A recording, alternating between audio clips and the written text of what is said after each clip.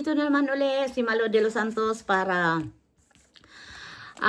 ipasilip natin sa hindi pa na nakapapanood sa premiere ni Daddy Frankie. Ito po ay iparirinig ko sa inyo kung bakit na naman po nagpabida-bida si Ansing.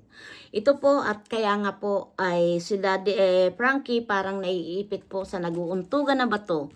At dahil po dito kay Ansing na nagdesisyon na naman po na para sa sariling interes. Ayan po. Ano yan, Sing? Sabi ni Kuya Gigi, pa-stop muna tong bahay daw. Bakit naman? Sabi niya, urong daw doon. Ay, nandyan na, hindi pwede bang iurong pa? Hindi pwede. Basta dapat sana yung sagit doon sa mga gitna. Hindi pwede, kasi ikaw din ang iniisip ko. Di ba sabi mo nga, yung pag nahati-hati itong lupa, o mamaya, katakupan niya yung party mo. Ayaw daw niya kasing ilapit sa'yo kasi pag katagalan daw, baka kunin ng anak mo tong bahay daw. Ay, hindi ganyan, Daddy Frankie. Nakalapit nga sa bahay niya. Yung mga anak ko, hindi yan sa akin ng mga anak ko, Daddy Frankie. Saka, Alam niyo po mga kapatid, sabi ni Ansing, ang anak niya daw ay hindi mga sakim. Hindi nga yata sakim dahil ngayon ay mga bata pa.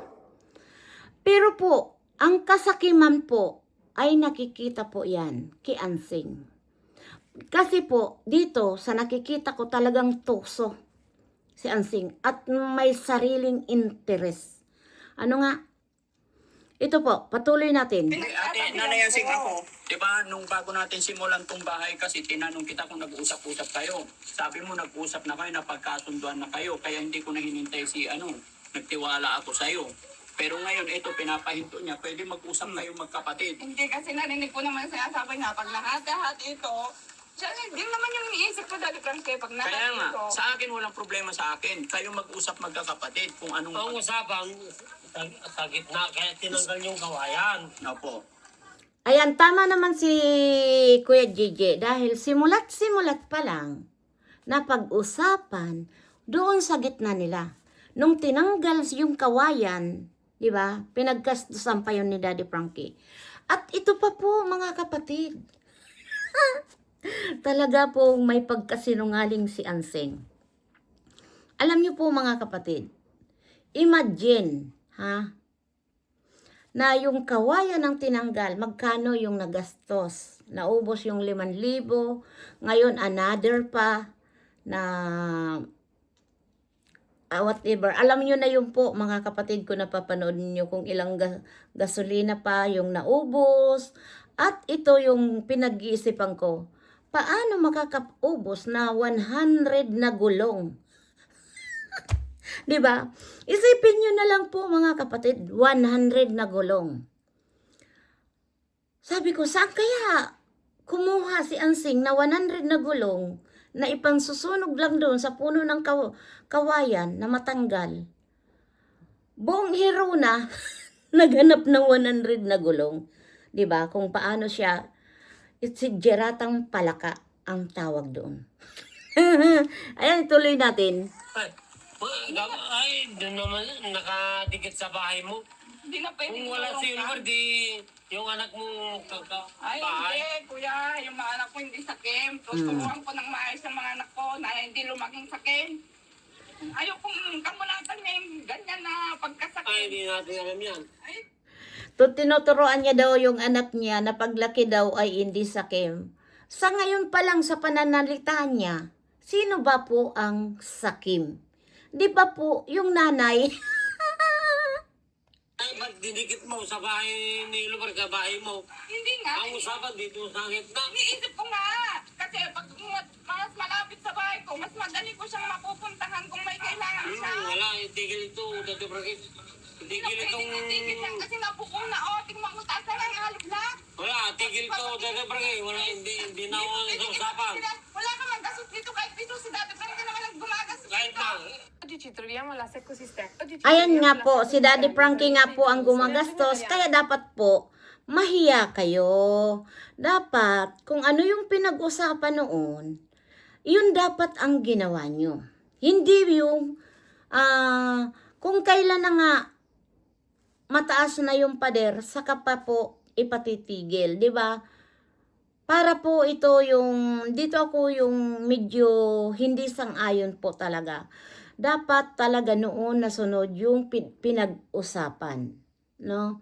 Dahil alam niyo po, hindi pinupulot po dito ang pera. Maraming sponsor po ang na-disappoint po, mga kapatid. Pakinggan po natin tuloy-tuloy. Ay, umusog. Sa dumikit sa bahay niya ay kapit konting. Wala yan, wala. Sa, ang ginin niya yan. Ay, hindi. Hindi, Ang ganin mo. hindi ganyan yung iniisip ko, kuya. Iniisip ko yung Talaga yung sinabi ni Kuya Gigi, dahil kilalang kilala niya po ang kapatid niya, talagang aangkinin. Dahil nung sinisimulaan pa lang, ano ang sabi niya? May second floor. At kailangan 2 ang kwarto para medyo maluwag at doon na sila titira. Doon pa lang sa pananalita ni Ansing, nakuha ko na po yung gusto niyang mangyari. Iiwan kay Oliver yung bahay at silang pamilya ang pupunta doon sa bahay na pinagagawa ni Daddy Frankie. 'Di ba? Anong tawag doon? Tusong palaka. Di ba? Tusong palaka po. Dahil ito talaga si Hanseng talaga. May pagkagahaman. Lahat na lang na sinasabi niya, nung sinasabi ni Daddy Frankie, yung yero, lungpan at may kulay na. Bakit ganun? Sa akin kulay puti. Matibay ba yun, Daddy Frankie? Nung nasasabi na lalagyan ng tiles, grabe po. Talagang makita mo yun pagkaka-interest ni Ansing at gusto na din doon titira para siya naman daw po yung nagpapainom ng gamot, nag-aalaga kay normal, wag mong isumbat na ikaw ang nagpapainom ng gamot at nag-aalaga. Tungkulin yung magkakapatid. Di ba po? Gumaling na yung kapatid mo. Alagaan nyo na lang. Palagay ko hindi na po yun mahirap gawin na pakainin, painumin ng gamot ang kapatid dahil po maayos na si Kuya Oliver. Huwag ka naman maging interesado sa kung anong mayroon si Oliver. Dahil nga po, pera nga ni Oliver, kinukuha mo pa. Binigyan ni Daddy Frankie 150, kinuha mo pa yung 100 dahil sinasabi mo pambili ng pag-ulam or merienda. 'Di ba? Huwag mong pag-interesan. Masyado kang interesado kasi sa lahat ng bagay na mayroon si Oliver. Kaya po, interesado kang alagaan mo yung kapatid mo. Yun ang nakikita namin na mga nanonood po sa vlog ni Daddy Frankie. Ito, ituloyin po natin. kabutihan ng kapatid natin. Kayo, ikaw wala ka mang pakialam sa kapatid natin. Ako lang lagi. Ang usapan dito, Sino ba yung nagpapainom ng gamot sa kanya? Ako. Ikaw kung nag-aanda ng pagkain niya. Ikaw, kaya mong gawin yan? Isinusumbat niya po. Ang usapan dito sa kaya ko naman yung ako naman nag-aalaga noon. 20 years nga ako nag-aalaga sa kanya. Nandun, inalagaan mo nga, nandun naman sa kulungan. Talas inaalaga ko, hindi naman namatay. Nandoon daw sa kulungan sa loob ng 20 years. Bakit kayo, kapatid mo, bakit hindi ka nag-alaga? No. Dahil ngayon na mayroon si Oliver, interesado ka na. Dahil sa sarili mong interes kung bakit mo gusto mong alagaan si Oliver. At bakit mo gusto mong idikit sa'yo ang bahay ni Oliver. Dahil pang sarili mong interes. Tusong palaka ka talaga, Ansing. Kaya dito kami nagagalit. Alam mo ba, sa premiere kahapon ni Daddy Frankie, umalis ako. Dahil ang dami ko nang nababasa na hindi na talaga maganda. Naaapektuhan si Daddy Frankie dahil si Daddy Frankie po ang sinisisi ng mga viewers. Dahil ang sabi nga, kaya tinanggal yung kawayan, bakit nagpadala si Daddy Frankie? Dito po talaga ako'y nagtataka. Dahil bakit nga po nadala si Daddy Frankie, di ba? Siguro nakukulam si Daddy Frankie, no? Sa bawat sinasabi na lang ni Ansing, sumasang-ayon si Daddy Frankie. Hindi ko lang talagang alam kung anong klaseng tao ito si Ansing. Kaya natatawag ko po, tusong palaka. No? Dahil, kukak, kukak, kukak, sumunod si Daddy Frankie. Di ba po? Ito po yung hindi ko maintindihan po talaga dito sa pag-uugali ni Ansing. Akala ko noon na nakita ko po na maganda na yung baboy, napuri ko na ay nagbago na si Ansing, talagang inaalagaan na niya si Oliver at tinuturoan niya si Oliver maging independent at mag-alaga ng baboy. Tama naman po yun. Pero dito sa nakita ko o naririnig ko po dito sa magkapatid ngayon, talaga pong na-disappoint ako. Ano? Ang hirap pala, sabi kong tumulong sa isang tao na tuso. No? Hindi nakukontento kung anong mayroon siya. Napakaganda po yung baboy. I-roll niya yun. Ipagbili niya. Bumili ng 3, 2, hanggang sa dumami na dumami, hanggang sa magpaanak siya. Diba? Uunlad ang isang tao kapag mayroon pagsisikap. Pero palagay ko dito kay Ansing, hindi nakukontento po kung ano pong mayroon. Natulungan na, may baboy na. Para ano pa? Napag-interesan niya yung pera ng kapatid niya. Kung ikaw man ang nag-aalaga, nagpapakain, nagpapainom, normal yun sa kapatid. Diba? May kapatid din ako, mga kapatid. Na ako po, bago ko po inisip ang sarili ko, dahil kumikita ko, kapatid ko muna ang tinulungan ko. Kung hindi man sila nag-umunlad, wala na ako doon. Pero hanggang ngayon, tumutulong pa rin ako. Dahil nga kapatid, dapat mahalin nyo po ang kapatid nyo dahil iisa lang po ang pinanggalingan nyo. Kaya yun ang hindi ko po nagugustuhan dito kay Ansing. Na nakakapagsalita tayo ng hindi maganda dahil din po sa kanya. Ito po, pakinggan nyo.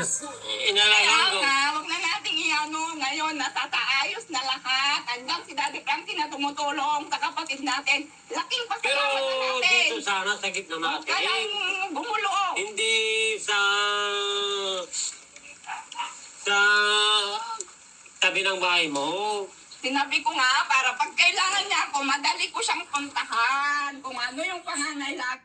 Ayan, tinabi ko nga dahil sa sarili kong interest na pagdating ng araw, magiging akin. Dahil yung lupa na yun, panagati-atihan daw, ay sa kanya yung parte na yun. O, di nakuha ng anak niya pagdating ng araw. Alam niyo po mga kapatid, sana hindi dumating ng araw yung naiisip ko po. Dahil si Ansing ang nag-aalaga kay Kuya Oliver, I don't know kung totoo nga talaga yung pagmamahal niya sa kanyang kapatid. Dahil may naiisip ako, malay mo. Kunwari, pinaiinom ng gamot. Hindi naman pala. Oh. Dahil sa sobrang tuso, tandaan niyo po mga kapatid, pag tuso-tuso yan. Hindi po yan mababago po mga kapatid. Lalo po may sariling inggit si Ansing sa kapatid. Yun ang nakikita ko po. Imagine, nakakuha na pala po kay Daddy Frankie 30,000. OMG. Diba? Nakakalungkot po. Nakakalungkot po ang ginawa ni Ansing dito. Diba po? Kaya, patuloy natin. Niya, kung ano kailangan niya. Ang sinasabi kasi niya ni Kuya Gigi kasi Ate Ansing sa lupa na daw niya dito. O di ba nga, sabi mo, alam mo, kailangan ng anak mo, apo mo, o di meron ka pang space. O ano pang gusto mo? Ang usapan sa gitna. Hindi, sinabi ko naman sa kanya kung alam ko lang na ganun pala dito pala, dapat hindi ko na pinakialaman yung kawayan. Kaya nga Tama, Daddy Frankie. pagpapagawa nito dahil sa pagpapatanggal ko ng kawayan. Mm-mm. Tapos ngayon nandito na, tapos papausap. Magganito na lang Kuya JJ, Ate Ansing ha, medyo pag-usapan na lang ninyo ulit sige, susundin ko yung sinabi mo na i-stop muna. Pero kapag mag-usap muna kami, at pag alis ko, mag-usap din kayo. Ayan. Sa totoo lang talaga, itong si Anseng, mga kapatid, ito ay para din po talaga sa kabutihan ni Kuya Oliver, ano? Ang masasabi ko na lang dito mga kapatid, mag-usap sila sa barangay. Gumawa sila ng kasunduan na ano man ang mangyari, walang sino man ang kukuha sa bahay ni Oliver. Di ba po? At ganyan nga po ay, iyan po ay sa mga sponsor na pagtulong-tulungan, na pabahayan si Kuya Oliver, ay nakikidadi Frankie na po ang desisyon niyan. At sa mga sponsor. Ano po? Para wala tayong pagsisisihan. Dahil ito nga si Anseng, matatawag natin na tusong palaka. No? Nakakagalit po. Nagkakaroon tayo ng ng tawag doon kasalanan dahil po sa mga attitude ni Anseng. Na gusto niya talaga, ginigiit niya talaga ang para sa kanya. Doon natin po nakikita, no, na nag-usap-usap na doon nga kaya nga natagalan dahil yung pagpapatanggal ng mga ugat ng kawayan at nagsinungaling pa nga. 100 na gulong. Saan kukuha dyan sa Tarlac na 100 na gulong para isunog? Di ba? Doon ka talaga mag-iisip. Sinong tanga ang maniniwala na 100 na gulong po para lang po matanggal yung nag-agilap sa may mga gulong? Akala nyo po ang 100 na gulong magkano din po yun? Dahil binibili din po yun na lumang gulong. Hindi po yun hinihingi mga kapatid. Di ba? Kaya hanggang dito na lang mga kapatid, mag-isip na lang po kayo, panoorin nyo po yung premiere ni Daddy Frankie para maunawaan nyo po na yung ginagawa nito ni Aling Anseng. Kaya nga si Kuya Gigi medyo talagang hindi maganda yung pakiramdam niya. Kaya ipinatigil yung bahay ni Oliver. Para sa akin naman, Kuya Gigi, nandyan na yan at gumawa na lang kayong kasunduan sa barangay na pagdating ng araw, walang makikinabang dyan po. Ano po? Dahil wag niyong ayaan na si Anseng na lang ang masusunod. Kahit pa yan nandyan sa nakadikit sa bahay niya, wag niyong papayagan na si Anseng ang titira sa bahay ni Kuya Oliver. Palayasin niyo, sipain niyo kung maaari. Hayaan mo na nandyan siya sa bahay ng magulang niyo. Dahil iyang bahay na yan ay pinagagawa ni Daddy Frankie, bahay yan ni Oliver.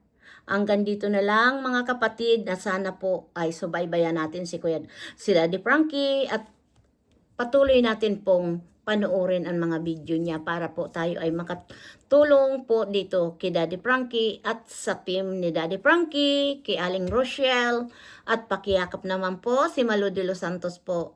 Sana po kapag may alam, wag tayo po laging malilinlang. Nagaya nga po dito kay Anseng na puro po ngak-ngak, parang palaka talaga. Kaya tinawag kong tusong palaka. Kapag may alam, hindi tayo malilinlang. Marami pong salamat sa inyong lahat. Mabuhay pa rin po si Daddy Frankie at mabuhay tayong lahat. Na sana po ay hindi po tayo laging nalilinlang. Maraming salamat. Bye-bye. We love you so much.